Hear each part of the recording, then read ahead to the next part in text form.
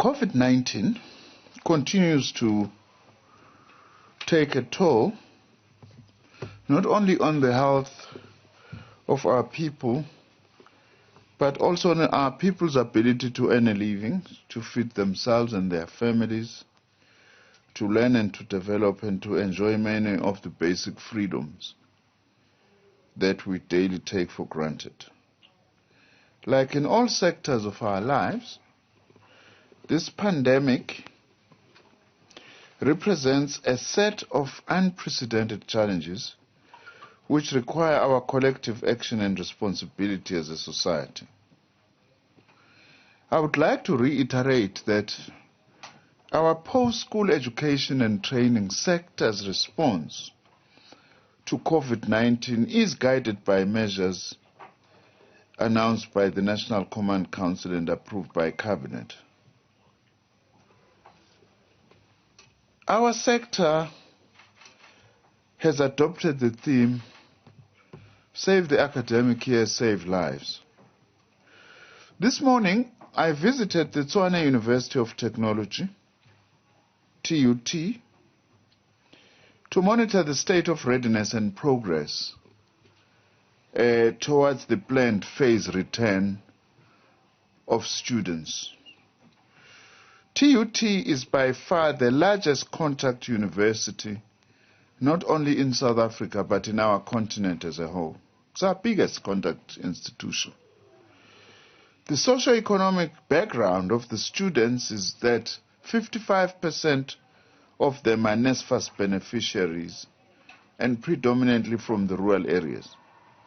In fact, the single largest amount spent by NSFAS on our university system is spent at TUT. My impressions about TUT's readiness is the fact that they have impressively reprioritized some of their funding to cover COVID-19 related measures, and they have repurposed one of their chemical engineering laboratories to produce sanitizers and disinfectants for the whole university and also supply surrounding mainly poor communities. This is indeed very impressive that an institution is producing its own sanitizers and even helping nearby communities. TUT also has developed a plan for multimodal remote learning, which will ensure that it reaches the remotest of their students anywhere in our country for academic support and delivery of learning materials. I am happy with the progress I saw there this morning.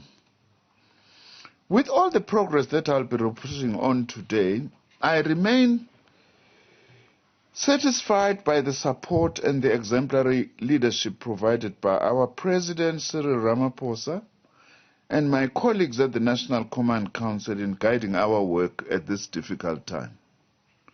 Within the post-school education and training sector, I am still happy with the cooperation and commitment by all members of the ministerial task team that I set up sometime in March, which is chaired by our Deputy Minister Phuthuma Namela, which comprises of representatives of college principals, vice-chancellors of our universities, trade unions operating in our sector, the South African Union of Students, as well as students representing the TVET college students, as well as our quality councils. This task team continues to meet weekly and make inputs into our overall strategy and response to this pandemic. I remain very grateful to the comrades and colleagues who are participating in there. On Higher Health, let me take this opportunity also to congratulate Higher Health for launching what is called HealthCheck, which is a purpose-built daily screening and monitoring tool using one's own cell phone to be used in all of our institutions. It is available in various platforms, even on WhatsApp.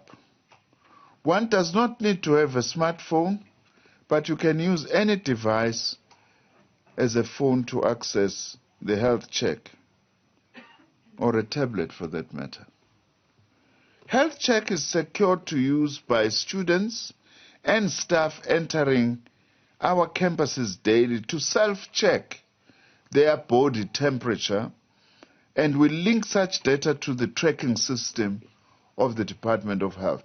In other words, with HealthCheck, you can check yourself in the morning every day or any time, your temperature, and if you then press a button to send your information, it goes through the database of the Department of Health that we have on a daily basis as people are screening themselves. All students and staff, approximately 2 million, will be required to register for HealthCheck and use it every day to assess their own level of risk prior to entering campuses. Based on the answers entered on the platform, the person receives, once you have entered your data, the person receives a message indicating whether you are a low, moderate, or high-level risk, depending on the reading from HealthCheck. If the risk is low, the individual will receive clearance valid for 24 hours. This tool allows for early detection, mapping, and management of COVID-19 cases within higher education institutions and feeds into the National Department of Health tracking and tracing system and data, as I have said. Higher Health has previously provided detailed COVID-19 guidelines on how to deal with prevention and care of physical health for students and staff. However, mental health of both staff and students is equally important, and appropriate guidelines have also been developed to deal with this. An overarching protocol on routine cleaning for COVID-19 prevention guides universities and TVETs on how to continue their functions in a responsible manner. This guideline also addresses the means to prevent the spread of infection by exercising physical distancing on campus, cleaning of campuses and other areas, personal hygiene, health promotion, screening booths, and environmental management in areas like hostels and canteens, and how to deal with students and staff who have been exposed to the coronavirus and or infected. Guidelines for the management of and response to mental health and substance abuse related to COVID-19 respond to continued concerns raised by global public health leaders. In other words, we have developed, working together with Higher Health, which is the institution that is helping us in the post-school education and training sector, all these measures in order to make it easy for people to monitor themselves and also to get assistance where required, like for instance, where there is need for quarantine and also to link up with the rest of the health system. We must thank Higher Health for continuing to walk in this journey with us. All these guidelines outline why and how students and staff may be impacted and how to assist individuals that may experience programs. Through this protocol, which by the way we are going to be circulating to all our institutions, the universities and colleges are also urged to keep top of mind the issue of mental health. One of the issues that we are attending to is the issue of mental health, which unfortunately often gets forgotten. That COVID-19 is not just a bodily infection moving through your arteries or veins or whatever the case may be, but it also does affect the mental health of people. People who are either affected directly themselves or who have got relatives who are affected, who are sick, or who have even passed away. Therefore, you can't effectively deal with COVID-19 only through attention to the physical body or medical needs of the body without also attending to mental health. As a matter of fact, we are getting indications that in a place like New York, where there are very high numbers of deaths, often the deaths that are counted are people who have been diagnosed as being infected by the coronavirus, but some of them, by the way, die as a result of suicide and heart attacks as a result of the challenges posed by COVID-19. But they are not classified as COVID-19 victims, when in essence they are. That is why we appreciate the work that we are doing with Higher Health to also focus on mental health in our institutions. On the National Student Financial Aid Scheme, that's the next matter I want to deal with, and also to give progress, as Ishmael has said, since our last briefing. On Friday, the 31st of January 2020, I met with the South African Union of Students, their leadership, to further discuss matters that had been raised by the union earlier that time in the year, as well as other matters of common interest. Amongst the issues that we agreed at that time as critical for further discussion included, amongst others, the issues of the student funding policy that provides for what we call the N+1 and N+2 years of funding students. In other words, to remind our viewers and listeners, if you get a NSFAS bursary or assistance, you are expected to finish your diploma or certificate or degree within a particular period. With the old NSFAS system prior to 2018, we were giving NSFAS students at least an extra 2 years to finish their degree or diploma. If it's a 3-year diploma, we would allow you to fail twice, taking into account these were poor students.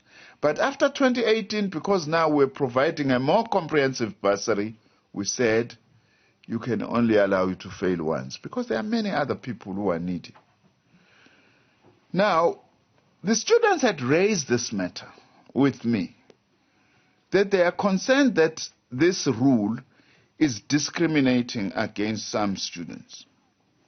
And both my Department of Higher Education and Training and the National Student Financial Aid Scheme have been inundated with requests from students to make changes to this rule, which is part of the core funding policy of the scheme for students registered before 2018. Now, we want to say this. NSFAS is guided by this policy, which is the Department of Higher Education and Training policy, in respect of all NSFAS qualifying students before any funding is approved. So we are not going to change the stipulated number of years within which NSFAS beneficiaries are expected to finish their studies, both in terms of the pre- and post-2018 NSFAS requirements. In other words, we're not changing the N+1 or the N+2 rule, but following extensive improvements in the running and the functioning of NSFAS, the application of the rule has become more efficient by 2020, and a significant number of students were found to have exceeded, in terms of the old system, the N+2 rule, in terms of their years in the system. In other words, they've been at institutions for more than the number of years that they were supposed to be, and therefore the N+2 rule kicks in. Now, after I had requested NSFAS, having met with the students, to look into this matter and check if indeed some of the issues raised by the students could have some validity, because there were lots of issues raised by students when we discussed that they feel that this rule was not being applied correctly or it was being unjust in some instances. We did indeed discover that there are cases where the application of the rule may have been applied inappropriately or in an unjust manner. These were found in the following 3 areas. Firstly, students who may have deregistered in the first semester for prior years of study for financial or other reasons, yet they were counted as if they had finished the academic year. In other words, students who didn't finish the year for whatever reasons, we counted them as if they had, without even looking sometimes at the reasons why they have deregistered before they even finished the semester. The second area which we found was that students whose academic progression had been affected by medical or psychosocial challenges, and where evidence existed supported by medical certificates and other evidence had been provided, we had to address this. Because these were students who couldn't finish or proceed for legitimate reasons because they had a health or other related problem. Also, the other area which we found is that there were students who had exceeded the N+2 rule based on time in the system, but who are currently and even this year are in their final year of study and will graduate in 2020. Now, NSFAS, then when we were examining this matter after our engagement with the students, had received approximately, or has actually, not just in the past, has received approximately 9,000 continuing student appeals, many of which relate to the application of the N+2 rule. Now, we are committing today that NSFAS will look at the above three categories that I have outlined of students in considering the appeals. In other words, the 9,000 students who have appealed will consider their appeals. And where we found that they may have been unjustly excluded from funding, they will be funded. In other words, we're not going to take away the rule, but we are going to focus on these students who have already appealed. 9,000 of them will go through them. Where we found that there was this discrepancy and they actually qualify, we will fund them. And we hope that this will go a long way in putting this matter to rest. It won't be a blanket approach, one size fits all. Now, I would also like to respond to the absurd allegation from the Democratic Alliance that NSFAS is going to be writing off student historic debt. I don't know where the DA takes this from. They just think that they have a license because they're an opposition party to just write what they like. It looks like some of them can't even read, unfortunately. Now, I want to explain what this is. What they are saying is factually incorrect. There is no debt that we are going to be writing off. We have done that twice before. And what was being pointed out, and what has already been pointed out by the NSFAS administrator, who is here, by the way, if people need further clarity, was that he clearly stated that the 1.96 billion rand referred to by the DA spokesperson on higher education and training is actually irregular expenditure that arose when the previous board of NSFAS applied unspent historic debt from 2016 and 2017 to fund NSFAS qualifying students in 2018. This was a legitimate diversion of funds. There was nothing corrupt about this.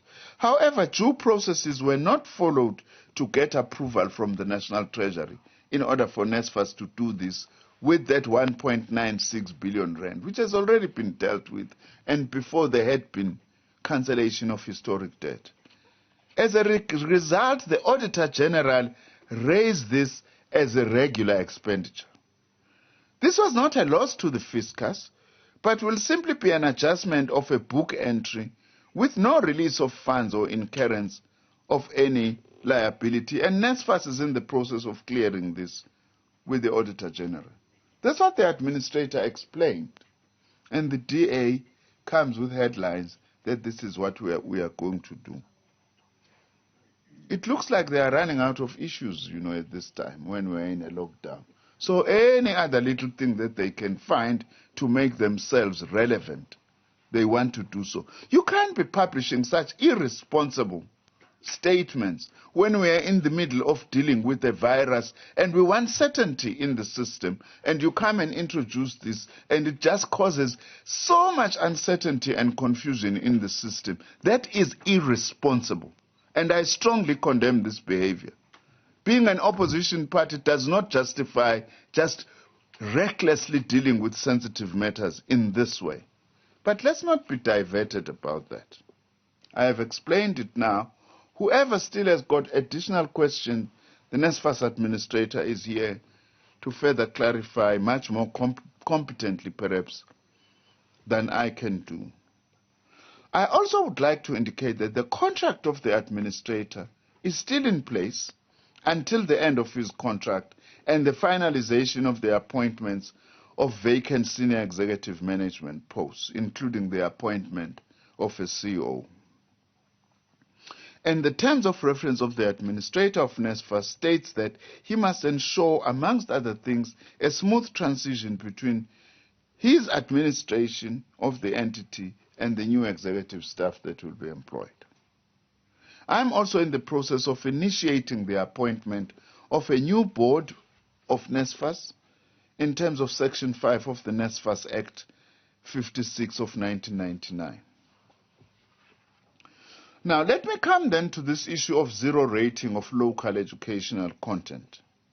As stated in our previous media briefing, we have successfully negotiated with all mobile network operators very favorable rates for our NSFAS students, including the Funza Lushaka students, to receive, as we had promised, 10 gigabyte of data daytime and 20 gigabyte nighttime for 3 months, starting from the 1st of June, and subsidized by government for NSFAS students. Once more, I thank my officials in the department and colleagues in the Department of Communications and Digital Technologies for their assistance. Now, simply zero rating, as we had explained, is that all education websites in the post-school sector of our institutions, you won't be charged. You won't be using your data to access them. So you will access them for free. Now, with the exception of what is known as embedded content like YouTube and some videos that may be charged for. Now, as part of the statement, I've made available an attachment with a table that has got information on the percentage of institutions that are zero rated. But in terms of our data now, we have about 586 websites in our sector that are zero rated. Now, we are, however, implementing what we would call a hybrid approach, combining zero rating and education data bundles. My department, together with the Department of Communications and Digital Technologies, we have now concluded negotiations and standardization of pricing and conditions with the cell phone companies for this data for 3 months. So these data bundles now are going to start being available, as we had said, now at the beginning of June. Continuing, by the way, other data bundles that have already been given by some of our institutions. We estimate about half of our universities, for instance, have actually released data bundles for students or for certain categories of students. And we are going to be continuing with this until we reach all NSFAS students. But for NSFAS students, these data bundles will be subsidized by government. Funding for university students will be made available through reprioritization of existing budgets of universities. The COVID-19 responsiveness grant that we have set up, which we are working on for each university, will at the very least cover the data costs of these students. Universities, after agreement with NSFAS, will get into individual agreements with the cell phone companies and provide these companies with the necessary information on students. TVET colleges will be funded through savings from previous year's student bursary funding held by NSFAS. The provision of data will be part of the full package of the provision of devices to TVET college students who are currently NSFAS beneficiaries. In other words, your TVET college student, you will get these data bundles. And of course, I will explain about the gadgets together with the gadgets. But I will explain what is happening now with the gadgets that we have committed to providing.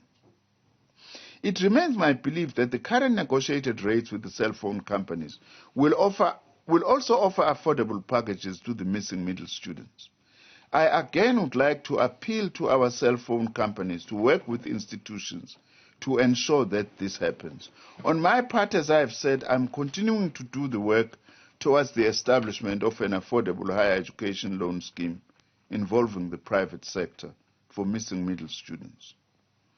On the electronic devices, the gadgets, for the past 2 weeks, the Ministry and the Department have tirelessly been engaging with National Treasury on the procurement of devices for the NSFAS students. Today I can confirm that by the end of this week, we will be commencing with the central procurement of these devices, particularly laptops, through an open tender system, given the nature and the value of the procurement. And this will be done, this process will be led by NSFAS. Now, we have agreed with the National Treasury that given the huge amounts involved in the central acquisition of outstanding tablets, this is not the beginning of the tablets. Many institutions, about half of them, as we have said, have already given out or are in the process of giving out tablets to students. But for the rest of the NSFAS students, this process applies to them that I'm explaining now.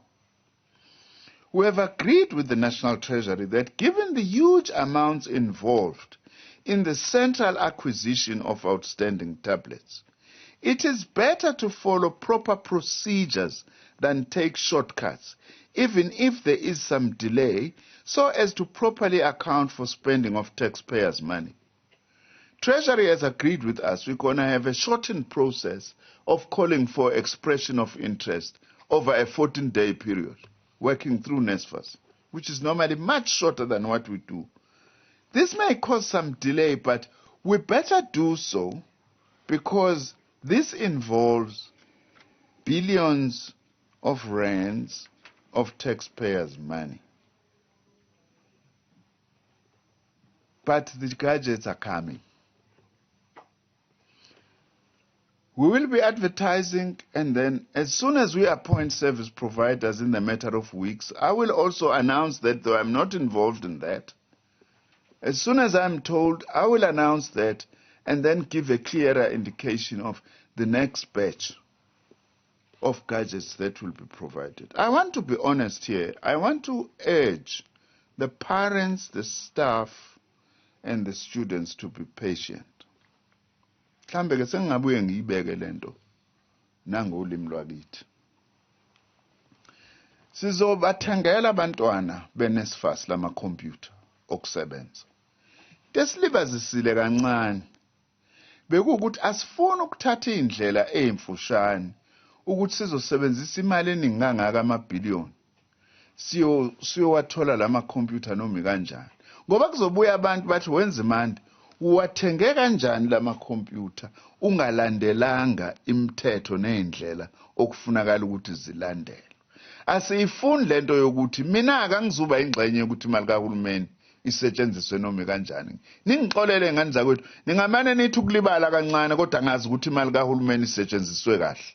Kunokuba kuthiwe uNzimande wenzeni, unike obani lo 3 billion ngoba phela iyela lapho le mali esikhuluma ngayo. Ngitheke ngithike kubazali nabafundisi othisha. Ngicela uxolo ukuthi sizothi ukulibala kancane. Kodwa soyenza lento emasontweni nje amabili kwamathathu ngoba senginitshela ukuthi hayike sesizoqhubeka manje kuzokwenzakala. Sibe siyithole lento ngeindlela eziyona ngoba asifuni izinto sizoloku sibuzwa imibuzo ukuthi laba banikwe kanjani. Kube ngathi khona abantu abangene ngopotsho entweni la kusebenza khona imali zikahulumeni. Angiumuntu weqiniso ke mina angifihli. Ngifuna ukuyisho lento izwe lonke lazi. Kodwa ama computer ayeza sibekezele. Okunye ke ngifuna ukusho ukuthi uma engakafiki senine date sicela ukuthi nisebenzise amafoni eni lawo. Niwasebenzisa ukuthi nikwazi ukuthi nithole izinto ebenizozithola ngale data noma ngabe beninama computer kodwa ezizokwazi ukungena encingweni zenu. Okwamanje nicicimezele ngalokho akufani nokungabi nalutho ukuthi nje cellphone incane kodwa uthola yona lento efanayo nobuzoyithola ukuba ubuyithola kwicomputer.